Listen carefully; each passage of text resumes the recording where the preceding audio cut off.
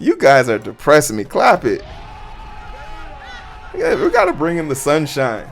Bring in the news. Give me some good news here. Hey yo. Hey yo, what's up?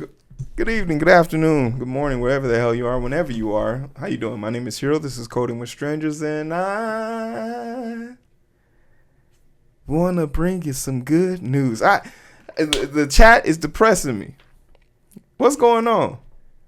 Look, we've come a long way on this channel. Me and you, we've been through some trials and tribulations. You know, this year has not been kind to the software development kind. You feel me? And as a person who's a poser, pretending to be one of you all in your position, I lied on my resume. I got the job. Has it been fun? No. It's nerve-wracking knowing that I could be cut at any given time in any given place. Furthermore, I've been trying to secure my next landing spot with no luck. Fingers crossed. Apple interview went pretty good this morning. Clap it up. But if all else fails, I'm relying on this YouTube channel. Like, share, and subscribe. For the love of everything. There's no way in hell that by the end of Friday I should still be under 1,000. What's keeping y'all? What's keeping y'all? But in all actuality, the concern is why the jobs have fallen off. We have some answers for that. Moreover, it's probably because of greediness. But moreover, when are the jobs going to come back, right? When are things going to start looking better? And we can use the past. We can use some numbers. But more importantly, we can use what expectations are for the future. And a lot of it, although we're not a political channel, has to do with the fact that we're in an election year. Moreover, inflation and Papa Pow. So let's take a look at how we got here, and then we'll take a look at what's to come, and maybe that'll hopefully brighten up your day. No, let's get it. We got 3 things we want to cover, and then we'll look at some graphs because numbers don't lie. The Great Tech Reset, unpacking the layoff surge of 2024. We can take a conscious look at this, but we understand, 15% of most tech companies laid off at least on average 15% of their whole entire staff and working. And it's for a multiple region. Inflation and higher interest rates is definitely a thing, but this is a collective. I want to bring attention to this one. Inflation and a higher interest rate. The U.S. Federal Reserve aggressive rate hikes in 2020 aimed at curbing the highest inflation rates in 40 years have had a far-reaching unintended consequence. While these measures have begun to tame inflation, they have also significantly increased the cost of borrowing and servicing debt. Companies, particularly those in the tech sector, are now forced to scale back on their growth investment and hiring as they divert hard-earned cash to cover their debt obligations. I think this is utter bullshit. This section right here is utter bullshit because we also know that these tech companies had no problem, specifically Microsoft, dumping $19 billion into OpenAI, a figment of their imagination about what the AI system would generate and possibly do. Right? This isn't true. We know for a fact that after COVID, a lot of people took a golden parachute out of the space, and they're trying to recoup that money back. Also, you can't have growth if you don't have people to bring you innovation. So it's a snake eating the tail. How do you expect to have innovation if you don't have people to build the idea? I find this to be redundant and flaccid. It's like an uninteresting softcore porn. Get to the good part, okay?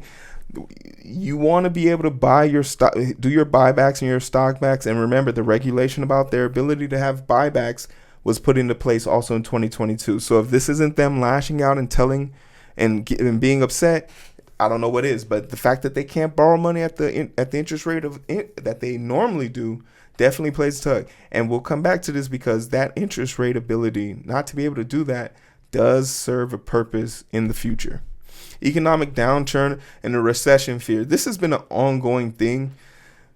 And unfortunately for us, our country and our government functions on our ability to bully people. Whenever things are downturning and we find ourselves being involved in conflicts across the globe, it tends to take away from the internal spots of American spots of mind. And I'm not a person that even wants to argue with people about this as much as saying, hey, look, I get no, Americans, when they don't have the ability to take care of themselves, they don't really care about what's going on in the outside world. The AI factor is not something that started this, and it's probably done some damage, but I don't think it's risen to the fact. Let's see if they understand the truth. Forbes, artificial intelligence is profoundly reshaping the tech landscape, creating both opportunities and threats. While AI promises to generate new jobs and boost productivity, it also poses a significant risk. Those who fail to adapt to IBM's decision to cut 3,900 jobs in the marketing and communications division while freezing hiring for the roles they could be replaced by AI is stark illusion of this trend. The shift towards AI is driven efficiency to forcing companies to rethink their workforce strategies. Want to know what's also strange? They also have been forcing people to come back in, or their IBM forcing people to come back in or be fired.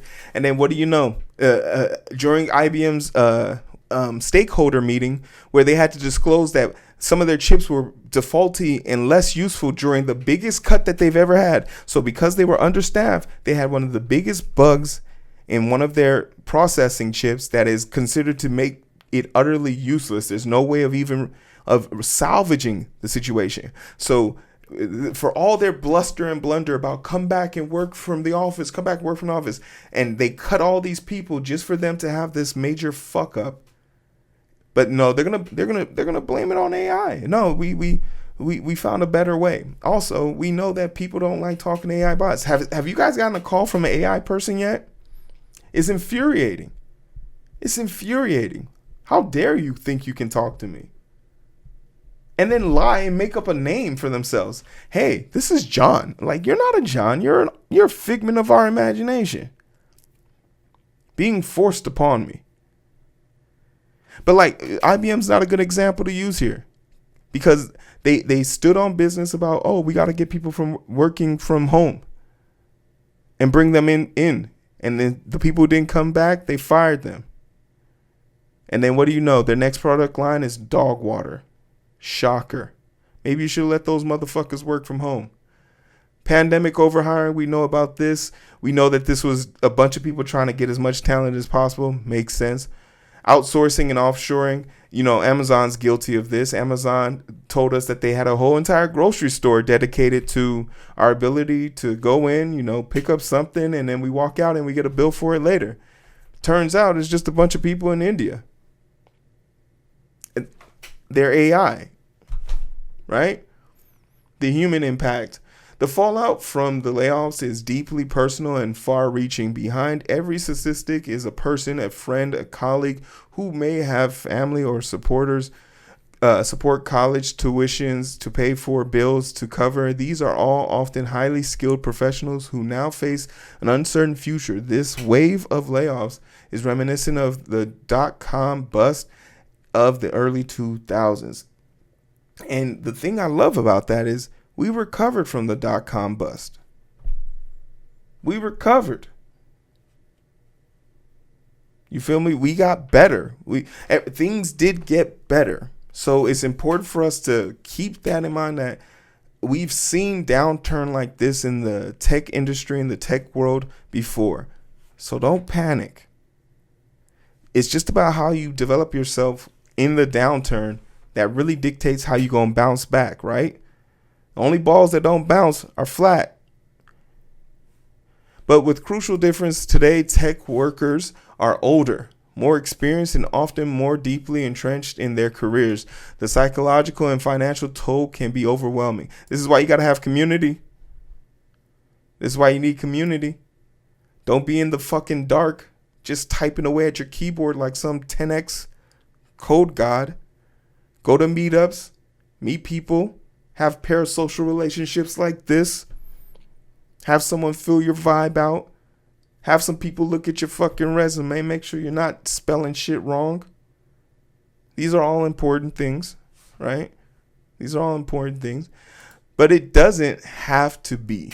For example, a colleague of mine is seasoned software engineer, project manager with 10 years of experience, found herself jobless overnight and now navigating the uncertainty of the job market. I suggest she explores specific opportunities in data centers, cybersecurity, customer experience, outsourcing, and data science industries where there is strong demand and skill for US-based project managers. This moment calls for a great reset in how we address the crisis and prepare for the next phase of the industry. I've often said this, you don't need to work for Apple, Google, YouTube, Twitch. Home Depot has a data science team. City Hall has a website, right? City Hall needs help with website. Like, don't shackle yourself to LinkedIn. LinkedIn is just the Facebook of work friends. Looking ahead, the current wave of layoff raises critical questions about the future work in the tech industry. Will companies continue to prioritize AI investment? The answer is yes. Until they are proven gutturally and utterly wrong, they will not stop. And because they have to double down. Imagine spending $13 billion and then the person you spent that money on came back and told you we don't have the pipelines structured to do that. Can we get another $6 billion? And you say yes, you dumbass. That's Microsoft OpenAI. And then OpenAI says we're gonna take the money you gave us and invest it in. We're gonna take the money you gave us and we're gonna invest it in Apple's phone. Could you imagine? Oh, that would make my balls itch. Will the industry return to its previous growth trajectory, or are we entering a new era of consolidation and efficiency? And most importantly, how can companies better support their employees through these turbulent times? I am a firm believer that you need to build with the government. Get with the government, build with yourself. We need to go back small. Big tech is literally too big. And microcosms of the sectors really do help build on established norms, right? For example, the taco truck idea that I had about, there was this taco truck that would get buried by Yelp because their website was dog shit. I redid it for them, made it a lot more efficient, put some SEO in that shit. I'd just take 15%. Anyone who uses the scan code, which is proof that they got it from my new website, or their new website rather, makes it work better, right? Just give me 15% of that. But I do believe that the tech industry is going to is set up for a rebound. And the rebound that is set up for, most importantly of all, is taking a look at what the numbers showed us from the last time, right? What did the numbers show us before? So we can make a more informed decision today. We know for a fact the U.S. added 800,018 jobs, fewer, but that is still fewer than what is expected. So we're underneath, and remember I was talking about those rate cuts, right?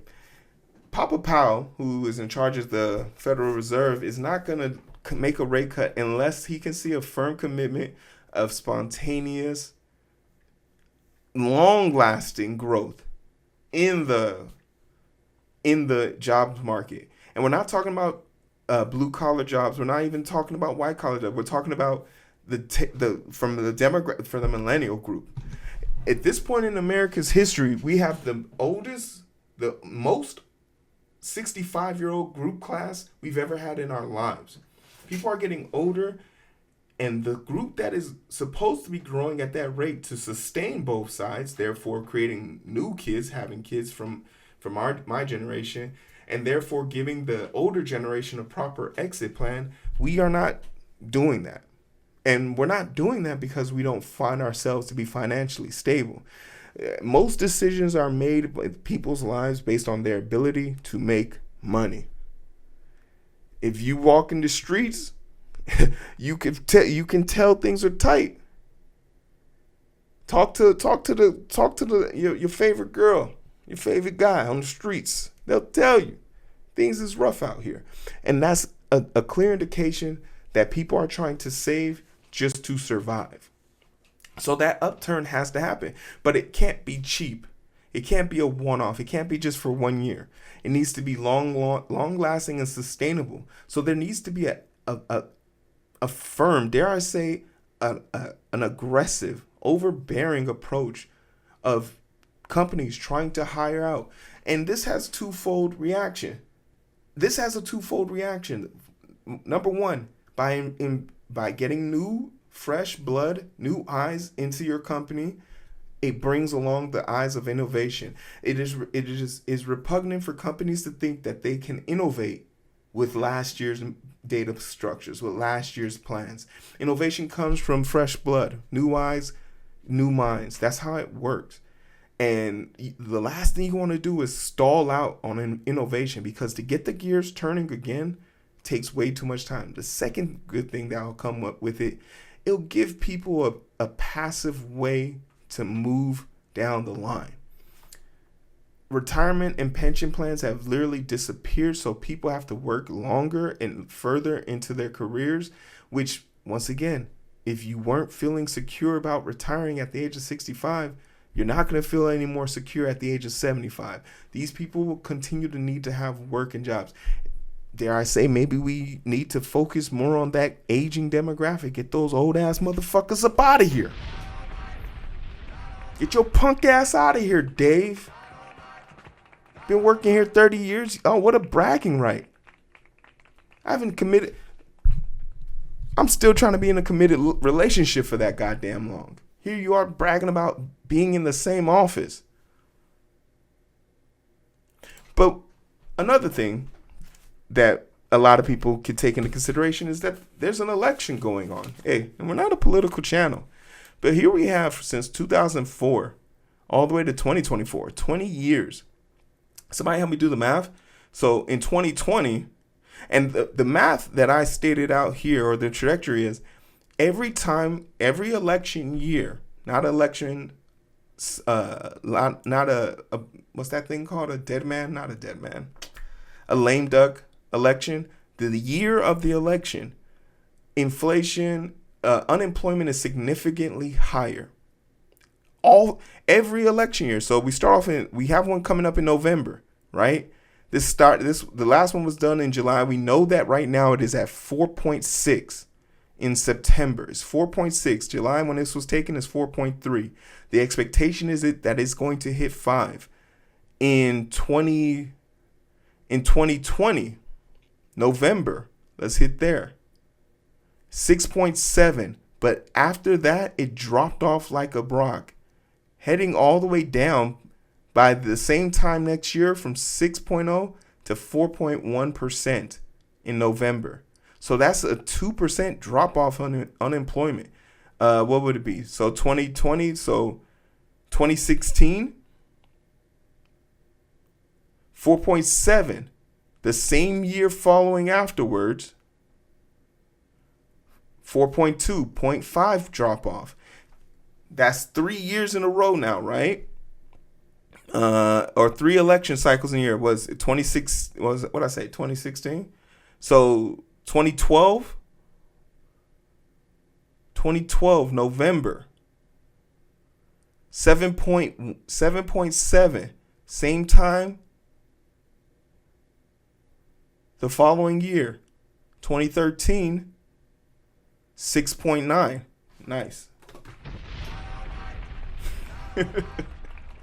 So it stands to reason 4 election cycles. At the end of each election cycle, there seems to be a drop off. Unemployment will go back down. And then for another 4 years, you have to reset. What do you do with this information? If you know every 4 years, companies are going to try and cut dead weight because they're not sure the tide of the election or whatever could be happening during the election or the 4 years of the incumbent president, it stands to reason that you need to start investing in your stocks. Stocks are a returning asset. You need a way to guarantee your structure. You need to also create an internal revenue, whether it's through, God forbid, being a landlord. That seems to be everyone's answer, but you need to find a way of somehow supplementing your income in addition to that. Because financial freedom is more than just having a good job. It should be your ability to create value outside of work. For me, take my YouTube channel, for example. I mean, whether I like it or not, some people aren't making what I make on my YouTube channel and my Twitch channel combined. And I'm not saying that to flex on people, even though I am. Shit. But I'd be remiss to sit here and not put this much effort into something to not get paid for it, you know? Also, another reason why we're going to see these numbers start to increase and jump up is because people didn't go back into the office. IBM let off 15,000 people, I believe. And whether it was through firing or mass layoffs, Amazon did 10,000 in 2023. And those jobs will need to be filled in. So you're going to see people who are willing to go back into the office start to get those jobs. The people who are willing to do the hybrid model versus the fully remote will get those jobs. And that's perfectly fine. But those are reasons why we'll start to see the job numbers increase. But more importantly, I think the three things we have to take away from this is we're in an election cycle. So once the election, 70 odd days away, 70 plus days away, we'll see that number come down as we've historically seen it come down. Papa Powell has sent a clear message that the job numbers need to reflect positive retainable growth for interest rates to drop at a significant level, and internalizing and creating your own wealth. However you choose to do that, however you can do that. Create a small group where you guys go out and solve little company problems, fixing people's websites, making their websites, providing data. And to think about like these interconnected contracts and things like that is you create a clientele list for one company, and you use that same clientele to prop up the next one. Say, hey, I'm coming to you with 600 people that you got from the other company. And you quickly find out that data runs everything. So the more data you have on the massive amount of people, think just local companies within your reach, the more impactful you'll become. I think it's a disservice to yourself if you're not making use of the businesses around you that are thriving and not finding a way to actually capitalize on it. Like you're selling it, you have too much skill to be hoping that Google hires you. You don't need Google. You can get this shit on your own, boy. You hear me? All right. So hopefully there's some good news for you guys. You know, like, share, subscribe. I'm going to keep my eye on this, but these are my predictions. I love to hear how tragic your job hunting experience is. Tell it to me in the let's have a therapy session. Knock it out.